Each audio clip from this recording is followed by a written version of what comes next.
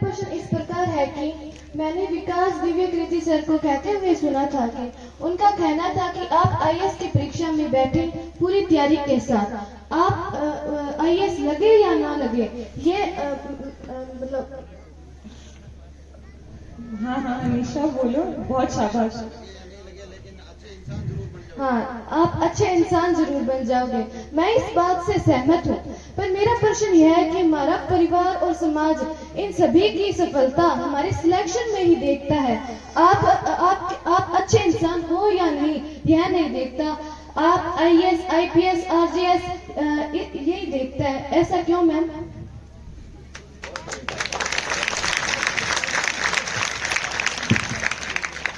बहुत ही अच्छा सवाल किया तुमने अनीशा, बहुत बहुत तुम्हें इसके लिए। ये बात कहीं ना कहीं थोड़ी सी सच है, मुझे भी लगता है कि ऐसा होता है कि सिलेक्शन पे देखा जाता है। लेकिन जो मैं बोल रही थी कि मैं उस पद पर हूँ और हम लोग काम करते हैं बहुत से एनजीओज के साथ, बहुत सी महिलाओं के साथ, तो वहां पे हमें ऐसा दिखता है कि जो लोगों में हुनर है, जिनमें प्रतिभा है, जो अच्छे इंसान हैं, उनकी बहुत कद्र है। आप अपने आसपास देखेंगे कि समाज में आपकी बहुत वैल्यू होती है, और ऐसा नहीं है कि सिर्फ उन्हीं को, सिलेक्टेड लोगों को। आप अपने आसपास देखिए, जो आपके आसपास लोग हैं जो हैं, तो आप अगर अच्छा काम कर रहे हैं तो उसका तेज सब जगह रहता है। जो दिया अगर जो जलता है उसकी रोशनी सब जगह होती है ना। जैसे मेरे फादर है ना, मेरे फादर किसी उसमें सिलेक्टेड नहीं है, लेकिन पूरा समाज जो मेरी मदर को जानता है, जो मुझे जानता है, वो मेरे पापा को भी जानता है। उन्होंने कोई परीक्षा पास नहीं की, है ना। तो आप अगर अच्छे इंसान हो, आप अपने परिवार को आगे बढ़ाओगे। जैसे मेरे दादाजी दादी जी बहुत सज्जन इंसान है ना। तो उनको पूरा गांव जानता है, जो आपके आसपास का समाज है सब जानते हैं, और उन्हीं के आशीर्वाद की वजह से पूरा परिवार आगे बढ़ता है। तो हो सकता है कि हम लोग उस तरीके से, आपको दिखने में ऐसा लगे कि सिर्फ सिलेक्शन पे ही रिकॉग्निशन मिलता है, लेकिन ऐसा नहीं है। आप अपने आसपास देखेंगे जिन लोगों से आप बहुत प्रभावित हैं, तो वो लोग वो हैं जो बहुत अच्छा काम कर रहे हैं। जैसे भाटिया सर हैं, है ना, वो इतना बढ़िया काम कर रहे हैं, इतने लोगों का सिलेक्शन करवाते हैं, है ना। आप खुद उस बात से मानेंगे। तो ऐसा नहीं है, ऐसा दिखने में लगता होगा परंतु ऐसा नहीं है। आप अच्छा काम करेंगे, आप में हुनर होगा, आपकी सब जगह पहचान होगी। Thank you ma'am. एक और प्रश्न है भाई। गुड आफ्टरनून मैम, मेरा नाम माया जोशी है। मैं श्री गुरु जंबेश्वर बालिका उच्च माध्यमिक विद्यालय की कक्षा 12 की छात्रा हूँ। मेरा प्रश्न यह है कि भारत की ये सबसे बड़ी यूपीएससी की परीक्षा सिविल सेवा परीक्षा है, जो यह तय करती है कि कौन प्रशासनिक अधिकारी बनेगा और कौन नहीं। तो क्या वास्तव में आपका अनुभव जानना चाहती हूँ कि मैम इसके अंदर रिस्क फैक्टर बहुत ज्यादा है, क्योंकि यह सालों की तैयारी मांगता है। तो ये वास्तव में उतनी कठिन है जितनी लोग इसे प्रेजेंट करते हैं, जबकि लोग समय इसे कठिन बना देते हैं।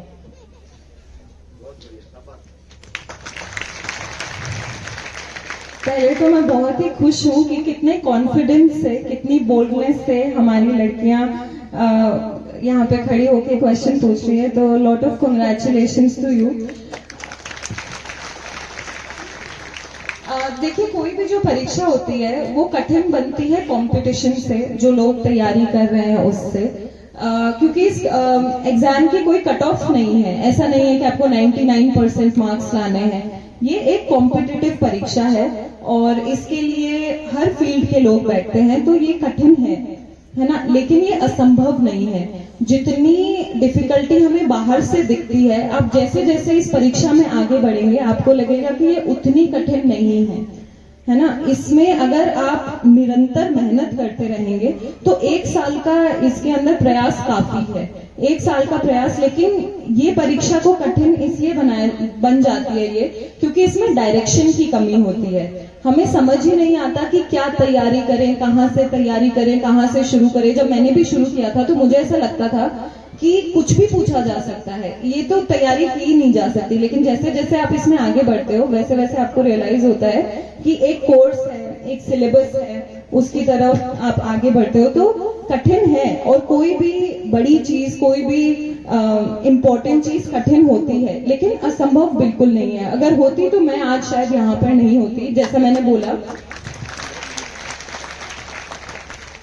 कि बहुत एवरेज लड़की ही हूं मैं, लेकिन बहुत ही निरंतर प्रयास के साथ उसमें पूरी तरीके से इन्वॉल्व होकर आप आगे बढ़ेंगे तो बिल्कुल हम ही जैसे लोग क्लियर करते हैं। और अगर आप यूपीएससी के टॉपर्स की लिस्ट देखेंगे तो आपको दिखेगा कि बहुत से लोग ग्रामीण परिवेश से हैं, सरकारी स्कूलों से हैं। जो मेरी बैचमेट है गुंजन सिंह, जो यहाँ पे एसडीएम भी लगी हुई है, बहुत ही मामूली परिवार से है, बहुत ही मामूली स्कूल से है, हम ही आप जैसे लोग हैं। तो ऐसे लोग भी क्लियर करते हैं, बस जरूरत है तो बहुत ही कॉन्फिडेंट रहने की और एक सही दिशा में आगे बढ़ने की। Thank you so much ma'am, I am satisfied. बहुत बहुत आभार सुश्री परी बिश्नोई जी। इसके साथ एक अन्य क्वेश्चन है। Good afternoon ma'am. मैम मैं 9th क्लास की स्टूडेंट हूँ और मैम मेरा आपसे ये क्वेश्चन है कि ऑफ कोर्स हमारा इंडिया बहुत डेवलप्ड है और बॉयज गर्ल्स को इक्वल माना जाता है, लेकिन कहीं ना कहीं अभी भी अनइक्वलिटी है, जैसे कि गर्ल्स उतनी एजुकेशन नहीं मिलती जितनी उन्हें मिलनी चाहिए। और मैम तो मैं ये पूछना चाहती हूँ कि आज के ज़माने में ऐसा क्यों है और हम इसे कैसे सही कर सकते हैं?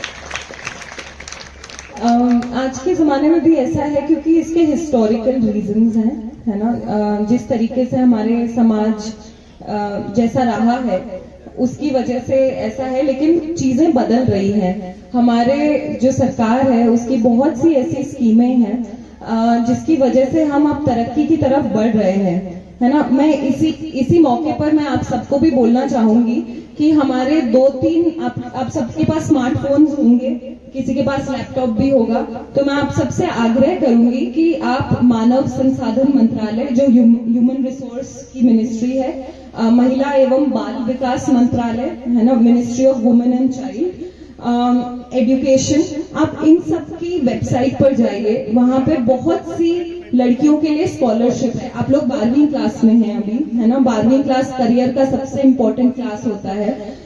तो आपको उसके अंदर बहुत से स्कॉलरशिप्स, बहुत सी स्कीम्स, सबकी जानकारी मिलेगी। तो मैं आप सबसे आज ये रिक्वेस्ट करती हूँ कि आप लोग एक बार जाओ, उस पर देखो और देखो कि क्या आप उनमें से किसी के लिए एलिजिबल हो या उनको अवेल कर सकते हो। और जैसा कि आपका क्वेश्चन की बात है, तो बिल्कुल ये सिर्फ भारत में ही नहीं, ये ऑल इंडिया, ऑल वर्ल्ड में ऐसा रहा है कि women, there has been inequality. In fact Bharat पहला ऐसा देश था मॉडर्न वर्ल्ड में जिसने जो वोटिंग राइट्स है वो साथ में दिया महिलाओं और पुरुषों को। और बहुत से ऐसे विकसित डेवलप देश है जिन्होंने महिलाओं को वोटिंग राइट्स भी नहीं दिए थे, हमने आजादी के साथ ही उनको दिए। तो ऐसा रहा है, लेकिन अभी बदल रही हैं चीजें। अगर मैं हमारे आईएएस के बैच की भी बात करूं तो उसमें 170 में से 55 महिलाएं थी और ये नंबर हर साल बढ़ता जा रहा है। तो आपको अपने आप पे कॉन्फिडेंस रखना है, आपको आप किसी से कम नहीं हो, किसी से डरना नहीं है, इक्वली गुड हो। और मेरे अंदर पर्सनली हमेशा ऐसा था कि कोई और कर सकता है तो मैं क्यों नहीं, चाहे वो छोटी छोटी चीजें हो। जैसे गाड़ी चलाना यूजुअली लड़कों का काम होता है ना। और हमारे एडमिनिस्ट्रेशन में भी बहुत सा ऐसा होता है कि रात को अगर कहीं जाना है, लॉ एंड ऑर्डर की सिचुएशन है, तो ऐसा लगता है कि ये तो लड़कों के काम है। तो पहले तो लड़कियां अपने मन से ये चीज हटाओ, ये डर हटाओ कि ये लड़कों का है, ये हम नहीं करेंगे, तब कभी बराबरी नहीं होगी, है ना। अगर आपको भी अपने मन से सारे डर हटाना है, मैंने खुद गाड़ी चलानी सीखी और वो भी पहाड़ों में।